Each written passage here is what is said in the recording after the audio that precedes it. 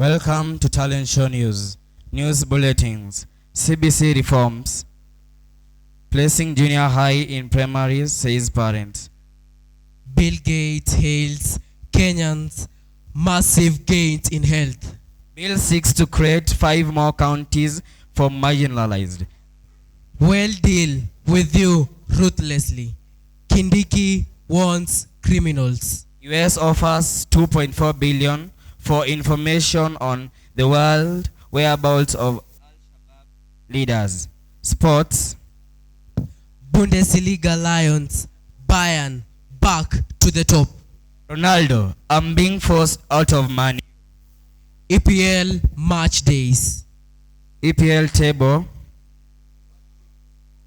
CBC reforms. An analysis by the nation of presentations made at various venues before the Presidential Working Party on Education Reforms indicates that the place of junior secondary schools is a major bone of contention. Although opinion is split on the issue, there appears to be a strong push to reserve the Jubilee administration's decision that dominized it in secondary schools and instead have it remain in primary schools. The Grams are starting on November 28th, and a major announcement concerning this transition will be made in December, either when I'm announcing the examination results of grade 6 or before that. The president will have known the desire of Kenyans and make a pronouncement, said Education CS Ezekiel Mach.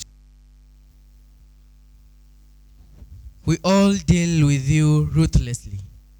Interior Cabinet Secretary Kithure Kindiki unveiled an unprecedented, merciless response to counter criminals as the government responded to a public outcry over a wave of crime gripping the city and the parts of the country.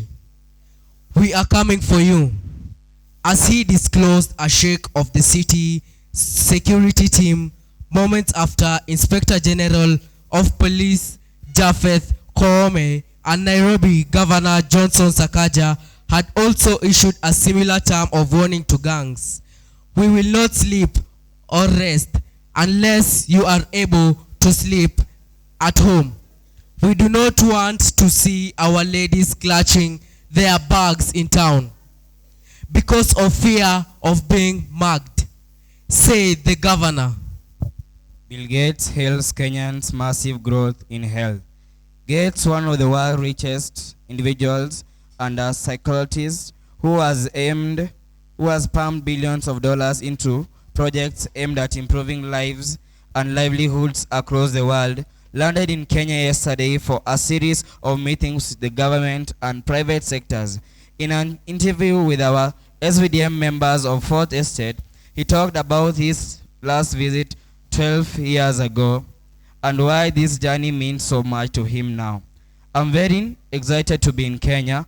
A lot has changed since I was here and across the country. It is incredible to see dramatic progress that has made in the last decade, he said. The Bill and Melinda Gates Foundation has allocated 1.4 billion to support smallholder farming adaptation to climate change. The foundation programs and grants will continue to prioritize work in Kenya and across the continent. Bill seeks to create 5 more countries. An MP who has drafted a bill seeking to create 5 new counties, arguing that the move would project right of marginalized communities. Kuria East MP Marwa Kitayama says the bill will solve the perennial ethnic antagonism and divisive election. Sports. Football English Premier League. The Gunners are still holding the lion's share of points to maintain a lead, beating with 5 points. Man United are still the 5th on the table. As it stands, Arsenal 37 points, Man City 32 points, Newcastle 30 points, Tottenham 29 points, Man U 26 points, Liverpool 22 points. Wolves grabs the tail with 10 points. Top scorers, Erling Haaland, 18 goals. Harry Kane, 12 goals. Ivan Toney, 10 goals. Mitrovic, 9 goals. Moreno. 9 goals. Famous quote, if you look at what you have in life, you will always have more. If you look at what you don't have in life, you will never have enough. Oprah Winfrey. Verse of the day, Psalms chapter 119 verse 18. open my eyes that I may see wonderful things in my law.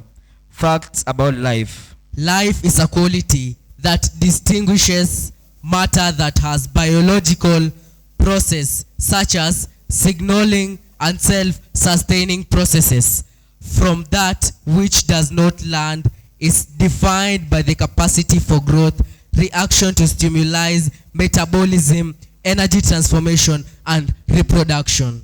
Thank you. I've been your news anchor, Dominica Devilepa. I've been yours faithfully, Brian Jas. Thank you.